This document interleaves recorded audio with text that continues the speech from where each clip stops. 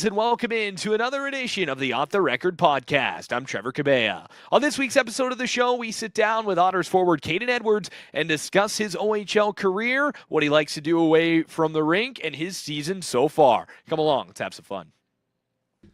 Well, we're here with Otters forward Kayden Edwards, another edition of the show. Kayden, man, thanks so much for doing this. Appreciate you doing it for us. Oh, thank you for having me. The last ones were pretty good. I'm excited to get on this and share my story and talk to you for a little bit. Absolutely, man. So you a viewer of the show? Do you watch some of the episodes? Or... Yeah, a couple of my good buddies. McLean did it. Watch that one. That one was pretty good.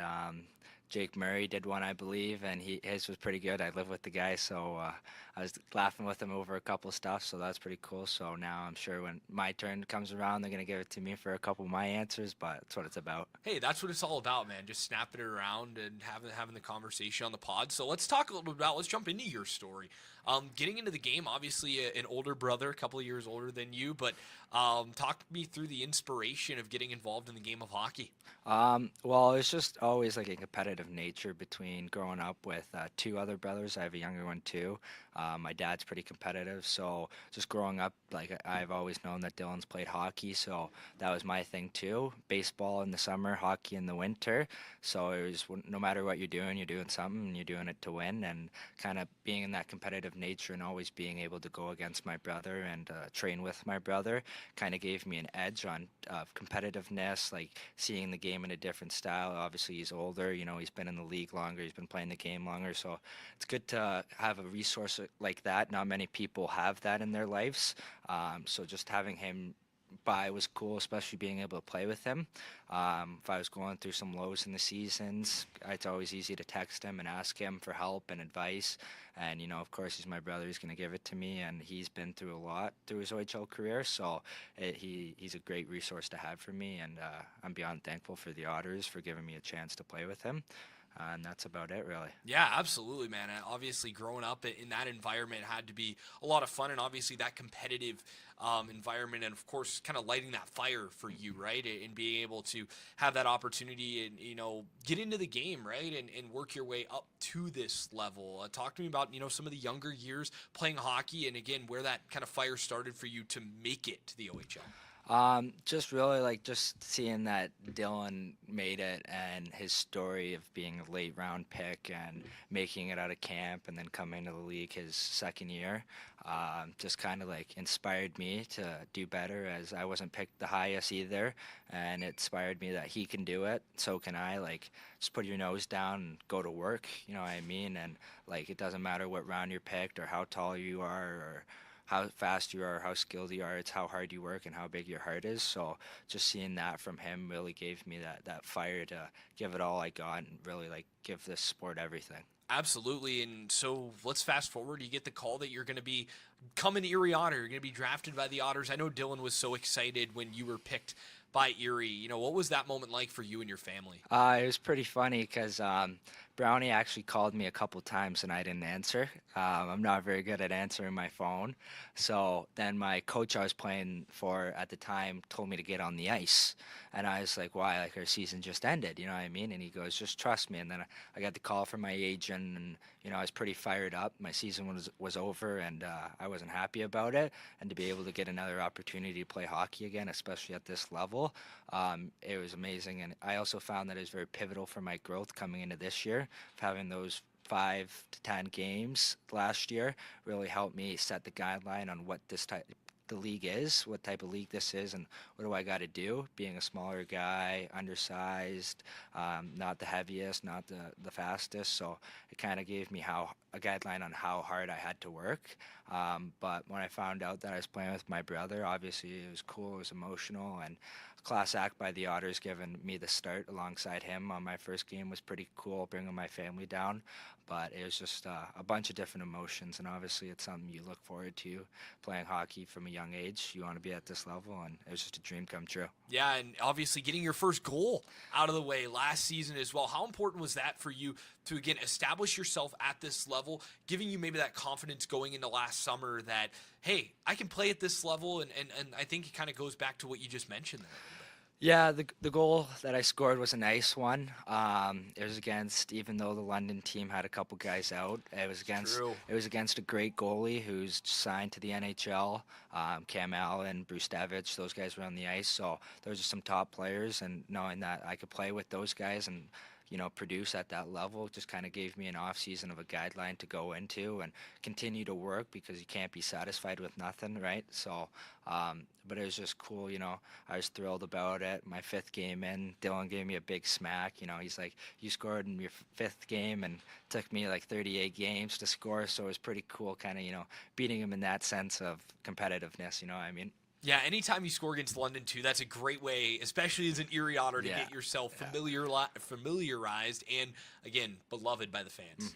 Yeah, no, it was definitely cool. It was the last game of the season was. too, right? So it was special. The energy was just different in the building. Philly also got his first It's goal true. that game, so it was pretty special. Just the vibes around the room, everything, and then being able to get ready on playoffs and not kind of burden any weight on my shoulders and kind of just do my role that the team wanted me to do. Yeah, I think it was important too. And again, looking back to last year's team, like as much as that game was against a team that, that London team, not all the superstars played, I think that game was so important for the team's confidence. Not that you guys weren't confident already, but going into that playoff series with Saginaw, felt like that game was huge for momentum to go into the series because if you remember back, the last night against Ottawa did not go so well. Yeah. So to go and you beat London the next day, and then boom, you're right into the playoffs, you're feeling good, offense is clicking, and then obviously you do what you do against Saginaw. Yeah, it just keeps building from the last game. You score a lot of goals. You obviously feel good going into the playoffs, and you have a good first game in Saginaw, and then, things just keep building and building on top of each other, and then the guys start getting together. The team's doing well. Everyone's happy. You're winning games. There's nothing really to be down about. It helps the team, with that last game being such a high, like a lot of shout out to the fans for keeping Yeah. great energy and showing up, even though it's the last game. It means a lot to the guys and the teams to like fight for wins and to see this crowd get into it. It's an honor and it's truly something special. Yeah, it certainly is. And those London games, man, I know you've played in a few now. There's nothing like it. No, it's unbelievable. The Sweet Caroline, London Sox, it's a good rivalry. They're obviously always a good team, very competitive. So it's always fun playing against them, getting in the corners, battling them. Fans are always engaged with it because obviously they hate London, right? So it's obviously cool to be able to beat them and have our fans behind us. Yeah, it certainly is. Always a lot of fun. Again, so many memories thinking back. Did you ever attend one with Dylan playing? I know, obviously, again, the separation in years is only, what, 3 Yeah, from you 3 guys? years, So, like, yeah. it's not like Ricky, for example, Evan Hedrick, whose brother was obviously on the 2017 team and then now plays with the Otters. So, a little bit closer to where he was obviously in attendance for when the team won the championship in 17. Like, so maybe not, a little different, I guess. No, yeah, I was at a lot of games. Obviously, we came up to Erie quite a bit, especially the years before that when they played Kitchener in the playoffs. I was at every game. Kitchener. What a series that Yeah, was. it was unbelievable. Some of the best hockey I've ever seen played. It was unfortunate how it ended, but yeah, we always make the trip up to London. It's a great arena, obviously one of the best. Fills up. So I've been to a couple London Erie games, and it's just like the type of energy is different. Like, Yeah. You walk into the building, the fans are engaged right away, the players are setting the tone early, so it's pretty cool. It kind of gives you like an experience of what it is and like the pros and like that playoff hockey without being in the playoffs type of vibe. Yeah, absolutely. It's nothing. There's nothing like it, and this place behind us too, and it gets packed, man. Oh, I can it's something imagine. special. For you guys down there on the ice, that just has to feel like the coolest. Yeah, it's the best. Like you're having a good shift, and the crowd's oohing and awing and getting into it. It keeps you going. Like you get down on the ice and you could be tired and stuff like that. But when the fans are engaged and making noises, it keeps you going in the game. It keeps your blood flowing, keeps your blood pumping. You know what I mean? So, I was talking to Tim actually earlier. He was talking about promoting the Star Wars night. And I was telling him one of my dreams is to see this place sold out. I just can't believe what it would be like hearing how loud, because we do have some of the rowdiest fans in the league. So this place sold out would be pretty special. Yeah, it is a pretty special thing. Of course, you look back to last year and Connor McDavid jersey retirement night. I know it was a little bit before your call up, but man, like 6,600 people, every single seat was full. The energy was just off the charts, and like you have that in the playoffs too. Like it is. Yeah, the Unreal. Kitchener series that I was at with Dylan was unbelievable. The games were unbelievable. The fans were filled. There wasn't much seats available, if not all. And it's cool just seeing what type of fan base we have in the community we're backed by. It's special. Not many teams can say they have that. So it's just an honor playing in front of such a great organization with great fans. Yeah, it certainly is. And obviously for you, talk about the playoffs too and how important that was for your game again coming into this year, being around the team, being with the team during the postseason and again allowing that to develop, understanding, what the winning culture is like and what playoff hockey feels like. Yeah, just with the type of team we had last year with a lot of older guys, successful guys, kind of I just sat back and took it as a learning experience and kind of just seeing like what it takes, to be at this level and to produce at that level and like the type of mindset guys have, like it's a lifestyle, like your playoff hockey is no joke, like you're in there, you're playing, you're fighting for your life, you're fighting for the logo, you know what I mean? So it was cool to just watch and learn. I played a couple games, which was very cool. Like it truly is a different energy. You throw hits, you block shots. Like there's nothing on your mind but winning the game. You could care less about your points or anything. You're there, you're blocking shots, and you're sacrificing for the logo. Absolutely. So you come into the summer, you come into this year, you make the team, you become a guy, to be relied upon in this lineup, obviously at such a young age. Talk to me about, working with some of these younger guys and maybe even kind of instilling some of the stuff that, whether that be your brother or whether that be some of the other veteran guys that you were around last season, instilling that in some of these other guys who are about your age, but you've got that kind of 1 year on them. Yeah, it's difficult, but it's an opportunity at the same time. I'm younger. I'm technically in my first full year, but that extra experience living with Dylan being my brother, it's obviously helped me understand a little bit more. So like when guys are down and like not excited, and because it's a tough league to play in, right? You're not going to produce and do all the same things you did at the last level. It's hard, and just being able to have that experience of guys before who've been there, my brother's been there, and kind of like bouncing off advice that like I've heard from them to give to them to make them feel better. I take pride in being a good teammate and a good leader. So being able to help my teammates in that way, Jake Murray's a young guy I live with, Tyler Cooper, like we're filled with a young squad, and being able to be there for those guys while also being able to open up about myself and talking to them. It's kind of just a mutual way where everyone's around you to help, and there's no bad questions or you could open up about anything. I kind of like that aspect of our team. Yeah, 100%. That's huge. And obviously that open line of communication, it goes so far, right? And for you being on the bus, you're like running the bus back and forth, like you're around everybody. Like that's awesome to see. And again, I think that kind of speaks to, what we're talking about with, again, as a younger guy, still providing kind of that leadership quality around this group. And again, just a personable guy just ripping around the bus. Yeah. It's definitely it's hard on the bus. I'm a chatty guy. I like talking to guys, and my brother was at the very back this year, so if I wanted to talk to him, I had to make my way all the way back. But I was thankful for it because I've made a lot of connections along the way. Like one of my favorite things are the bus rides. Like there's a stuff you won't forget 20 years from now, sitting 100%. on a bus talking with your buddies, just chatting it up.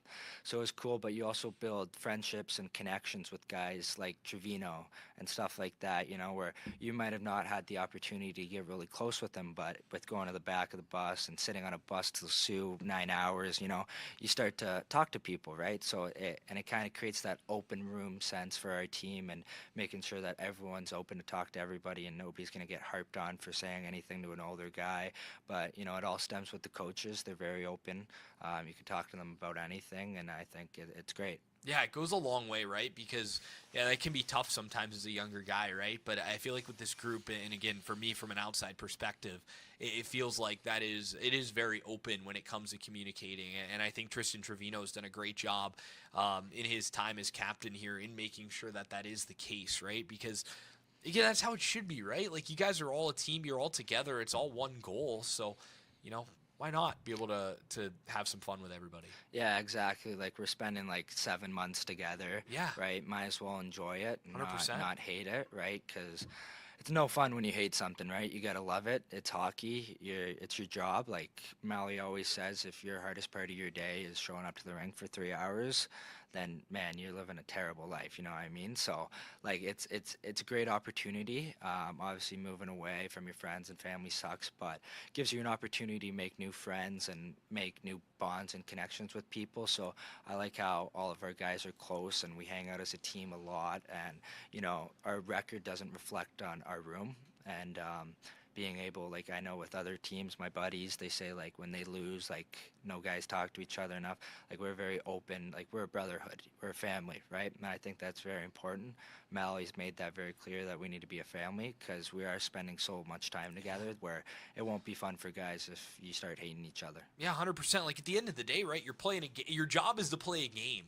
And you mentioned you're around each other so often. It's not just, the time on a practice day like today. It's also, again, like you mentioned, 9 hours on a bus to the Sioux, time in the hotel. Like it's a lot of time that you spend with these guys. So again, you might as well enjoy it. And look, these years, and I think your brother's obviously going to say that, you hear it often from the overagers, is like these years they go so fast and you don't get them back. Like junior hockey is a really special thing, so soak it in while you have the time. Yeah, like even this year, like I don't know, maybe we got like 60 days left, 2 months maybe, but it's flown by. Yeah, And it has. It really has. And, even with, I had a rough patch at the start of the year, but it's truly like it goes by quick and you don't really appreciate it till it's over. Like Dylan's sad about it, like obviously, because these are like unforgettable memories. Like I sit there and I'm I'm very grateful for the opportunity I'm in because I've made a lot of new friends and stuff like that. So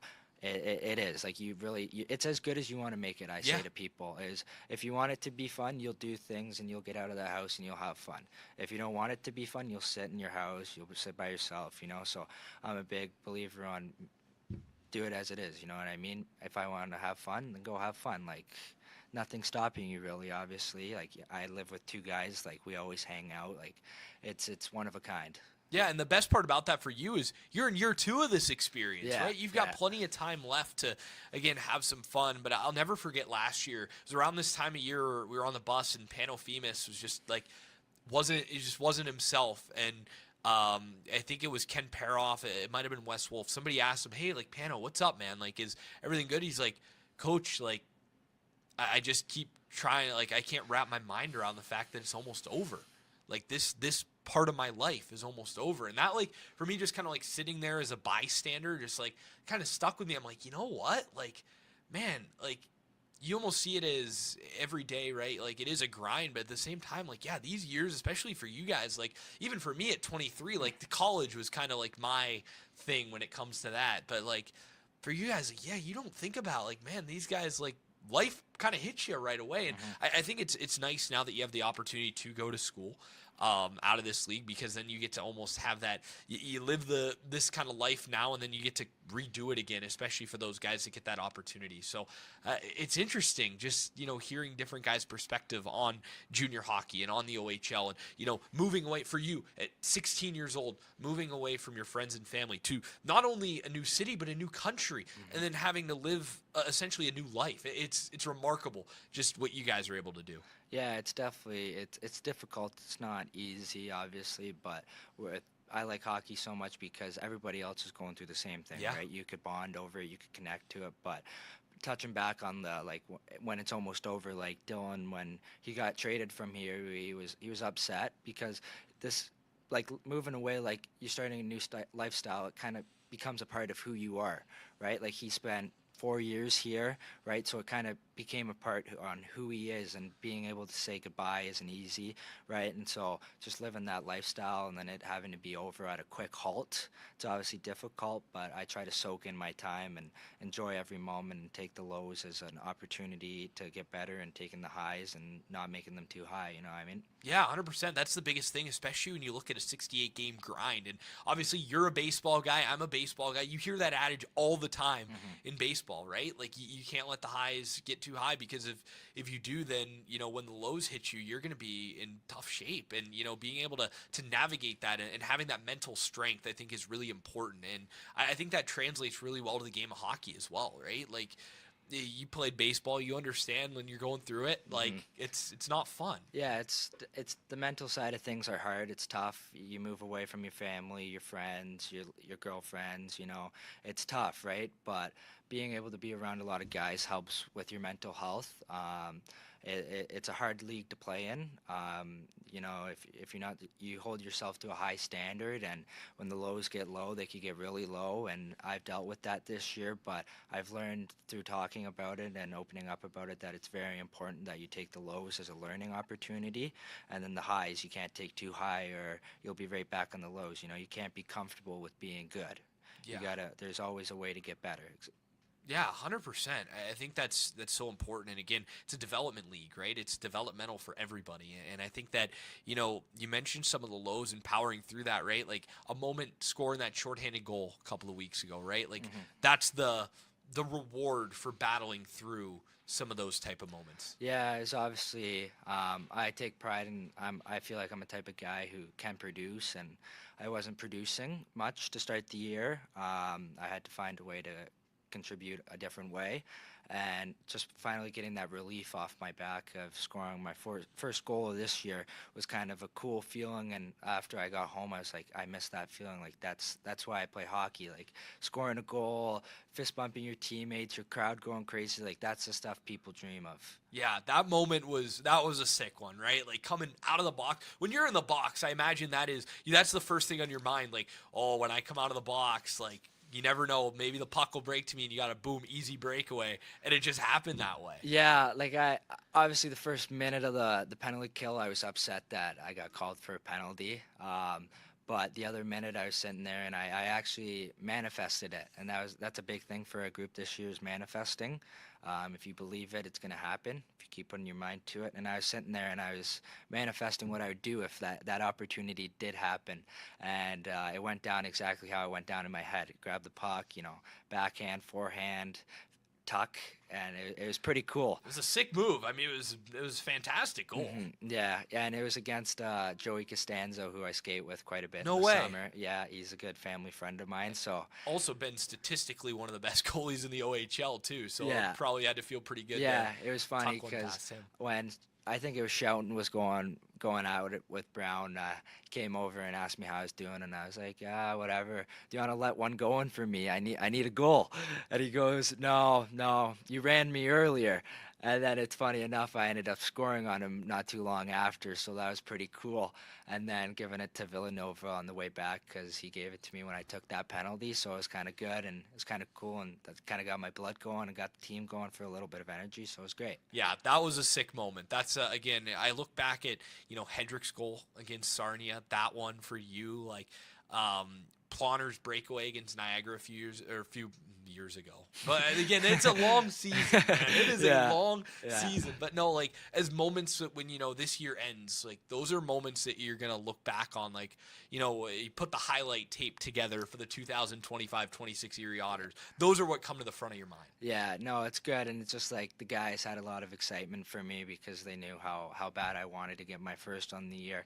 But it's just like when Hedrick scored against Kitchener, it's amazing, against his old team, like all the guys rallied behind him and cheered with him after and got him excited. The crowd got into it. It's just a different type of environment in the stadium, that like everyone was genuinely happy for him, and that's what hockey's about. Yeah, 100%, man. That is exactly what it's all about. And for you guys to come up with those type of moments, again, that's what it's about, right? And you mentioned you having some words a little bit down there on the ice. Are you a pretty chatty guy down on the ice? You like to chirp a little bit? Yeah, I'll mix it up from time to time. Okay. Obviously, you want to give yourself and your team any competitive edge you could get, and then if that's by throwing off a guy like Nathan Villeneuve, who's a very good player, off a little bit, then that's just a positive, right? So it's always something you could add to your game by finishing your check, giving it to a guy after the whistle, giving him a little love tap after a whistle, just letting him know you're there.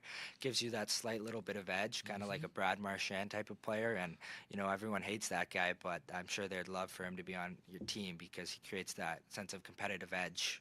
Yeah, 100% he does. And again, that type of play style, I know I love to bring up my playing career. I do the Yeah. same thing when I would play because, like, I was fourth line guy. Like, I could barely skate, but I'd just play but, like, try to finish a check, after the whistle, a little whack on the ankles. Like, you got to let them know you're there, right? And then, because you never know when that guy turns around and socks you, then he's going to the box. Yeah, So yeah, help your exactly. team win. Yeah, exactly. It's there's a game within a game. You know Yeah. what I mean? You gotta throw your guys off. If you gotta take a punch for a power play, then so be it. You know, Yeah. you gotta be willing to do whatever it takes, and if that's what it takes, then so be it. And that type of mentality, that'll get you. I mean, get you a long way, man. That's awesome. Like, again, that type of mentality wins a lot of people that fill these seats over as well, which Yeah. obviously helps out. And yeah, like that style, right? And having some good chirps down there, like it's got to be fun too. You get a good one, and the guy can't come back. Like that's. Yeah, it is pretty cool. You feel good about yourself going back Yeah. to the bench, being like, like he didn't know what to say. Or like even last game against Kitchener, I was talking to my brother for a bit. Then the ref blew the whistle, and I pushed his skate back, and he almost ate it face first. And it's just kind of like it's my brother, but at the end of the day, he's wearing an opposite jersey, so there's no friends on the ice. You gotta be ready to play. And there's a game. There's the hockey game, and then there's a game between the whistles that I say, like, if a guy is skating by, give him a little tap, let him know Might that, as like, well. it is, and it means a lot to the team. Like, guys recognize it, and guys see it, and it helps us a lot. Yeah, it certainly does. And I got to ask you about playing against your brother. You gave him a pretty good hit in the game. He was smiling when he skated past Tim between the benches there. You got him pretty good. Talk to me about what that experience was like. I know had the chance to catch up with your guys' family as well, making the trip down. I imagine for the Edwards clan, that was a pretty special night. Yeah, it was cool. Obviously Dylan was excited to come back to Erie. He loved his little thank you video from the fan base and from the organization. But it was cool to play against him on home soil. I've played against him in Kitchener. That's true, yeah. But back to the hit, like, I didn't really realize it was him at the time, and I was just finishing my check, and then after I realized it was him, it was pretty special because in the summertime I give him no break either. I'll finish my check. There's no friends, right? And he likes it too, and I wouldn't be mad if he did it to me either. You know what I mean? It's the game, and that's what you sign up for. Yeah, 100%. That's exactly what you sign up for. You're out there to hit the other guy, right? They're wearing the wrong colors. Exactly. There's no friends, and hockey's a contact sport, right? So if you don't want to be hit, you shouldn't play. Absolutely. So let's step away from the ice a little bit. Let's talk about what you like to do away from the rink. I know obviously you hang out with Murr a lot. One thing I got to ask you about too is your haircut. You do your own. You got your own little barber shop going on. Yeah, I cut my hair yesterday. I've been cutting it recently. I'm very particular about my hair. So I was surprised when, like, one day me and Mur went out and we got some Dollarama razors, and I was like, "Give me a haircut." And then after that, I was like, I think I could do this because I've gotten my hair cut so many times where I could start, like, knowing what to do and Yeah. looking at the barber and seeing what he's doing and kind of relating that to myself was pretty cool. And going back home for Christmas, my parents got me some nice gifts, some very expensive tools. So it's pretty cool. And obviously it saves me a lot of money down the road and could potentially make me a lot of money. I was gonna say that could be a little post-hockey career for you. I like it. I got a lot of pride for it. Being able to cut your hair and makes you feel good, makes you feel like you look nice, and kind of gives you that little boost on the day. Nothing's better than waking up and feeling that you look good that day, right? So to be able to do that, it's pretty cool. That's pretty sick, man. That's a cool, like, I can't imagine there's too many guys, not only in the OHL but in the world of hockey, that are like, yeah, I cut my own hair and I'll give the teammates cuts. I know there's, you look at the NHL, I imagine they bring in a barber, every now and again to cut the guy's hair. Like, Yeah. how cool could it be? One of the guys on the ice, he's giving everybody a haircut. Yeah. I also just like the fact that, like, I cut Michael Deck's hair and Murr, and I was in Kitchener on our off day, and then the next day they scored and they celebrated, and I thought it was the coolest thing ever because they liked their haircut, Yeah. and it's kind of just it's another reason to bring the boys together, right? 100%. And that's what it's all about. That is awesome, man. Well, I hope that that's something that maybe you do pursue down the line, because that would look really, really sick, right? Like, oh yeah, I'm played in the OHL, played, wherever, you end up beyond the OHL and you have your own barber shop, like downtown Toronto or something. Yeah, Like, that'd yeah, be sick. yeah. It's perfect, and it's also something I like. Like a lot of people say, like when they go to the barber shop, it's kind of an open space, and Yeah, that's true. kind of being able to touch back on being able to connect with people and talk and build new connections is it's very cool, and I like that side of, sports, and a barber shop is another way to get that. Yeah, it certainly is, and you love that. Yeah, you just kind of go in there, shoot the breeze, right? And obviously you build that connection with your clients. It's a very personal Hmm. connection. I think that's a unique element. I guess I don't really think about that too much when I go to get my haircut. That's what Yeah. I'm gonna be honest. It's one of my least favorite activities. Really. Like you feel good after, but like when you do it and like you got hair all over, like that feeling just drives me nuts. Like, Yeah, that part but does once suck. you're done, you get a little shower, you're Yeah. good to go. Then you're like, all right, like, Yeah. you feel pretty. Yeah, pretty when good. you look good, you look in the mirror, you're like, okay, I look pretty good. Yeah. Yeah, it feels good. So it's definitely cool, and I'm glad I did it. And I'm glad I picked it up. Yeah, that's a sweet hobby to have. So what else do you like to do? Summertime. I know you're a big baseball guy, big Blue Jays fan. What else does Kayden Edwards do on an off day or maybe in the summer? On an off day, it's something every day. Me, Murr, and now Hedrick. Hedrick recently moved in with us. It's always something. We're a bunch of different thinking guys, and it's just whatever we're doing that day. And I like living with them. It's very fun, and you can't really say we do anything set scheduled. It's just let's just have fun, and we have a lot of fun at the house. And in the summertime, I work out, train, stuff like that. But when I'm not doing hockey things related, I'm hanging out with my friends, and I play in a softball league with my dad and my brother. Oh, no way. Yeah, so that's pretty cool because obviously I can't play baseball at such a high level anymore.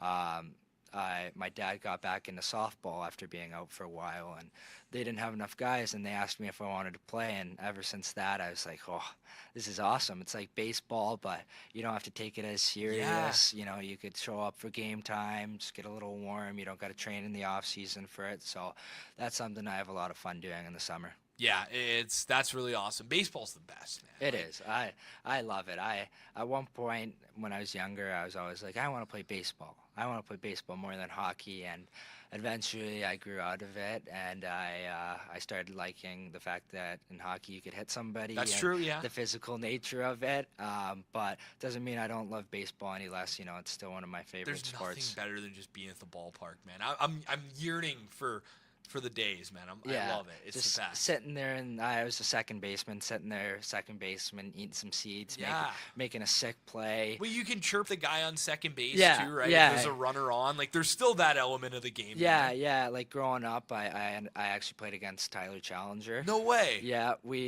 his team was always one of the best, and it would always be my team against his team in the finals of the OBA, so of all of Ontario, and he always beat us, unfortunately. Of course. Yeah, they had a really good team with also OHL player Pearson Bowie. Oh, he played baseball too? Yeah, he also played on that team with Challenger. So did Alexander Bilecki. Okay. So it was kind of just seeing like the connections. who's who. It's a small world. You know what I mean? A lot of the hockey guys playing baseball in the off season, so it was competitive because those hockey guys do have a different sense of competitiveness, and it's cool. And I've made a lot of memories about it, and friends, and lifetime long memories that I won't be able to forget. Dude, that is so cool. Like, that's what it's all about. Do you go to many games in the summer? No, not really, because Blue Jay games are expensive. They are, and the ballpark is so tough to get to. Yeah, like I live pretty local to it. Like it's not far of a GO train ride. It's just more the expense of it. But I like to watch a lot of the games on TV when I can, the highlights and stuff like that, because they're getting better. I go to the World Series yeah, last year. Yeah, it was devastating. We were on the bus in Owen Sound. We got to Owen Sound, and like nobody wanted to get off the bus. It was like 2:00 in the morning, and Mally's like, "Nope, you guys got to go do it. Like, hurry up quick. Like, the game won't be over." And we go and run inside, and fans are still in the arena watching the game on the jumbotron, and it was just like that type of thing is like what baseball and sports are about. Like we played Barrie that night, and my dad was still in the bar watching the game, and he ended up meeting a couple Barrie players. So I was like, that's like I took a seat back, and like that's what sports is about, like bringing people together, and it's really cool. And it was really cool how that run kind of brought the entire country together. Yeah, because they didn't have much expectations going into the year, and obviously whenever a Toronto team does well, the city's a better place and the country's a better place because everyone's rallied behind them. When the Raptors won, the Leafs are good. They just need to get over that hump. But the Blue Jays, like they're the only Canadian team in the MLB, so it was really the whole country was with them. Yeah, certainly was. Well, Cato, this has been an absolute pleasure, my man. I got to ask you with one last thing. This is how I always wrap it up. One goal for yourself the end of the year. How do you see this team finishing as well? I'd want to see this team finish with a lot of progress. Every guy take a step in the right direction. I'd want to see my teammates succeed and, really take that next step so we could be a better hockey team next year. Absolutely. Kayden, man, this has been a lot of fun. Thanks so much for coming on. Thank you. Absolutely. That'll do it for another edition of the Off the Record podcast. You can find us anywhere you get your podcast. Just search OTT The Record. For our guest, Kayden Edwards, my name is Trevor Cabea. We'll see you again on another edition of Off the Record.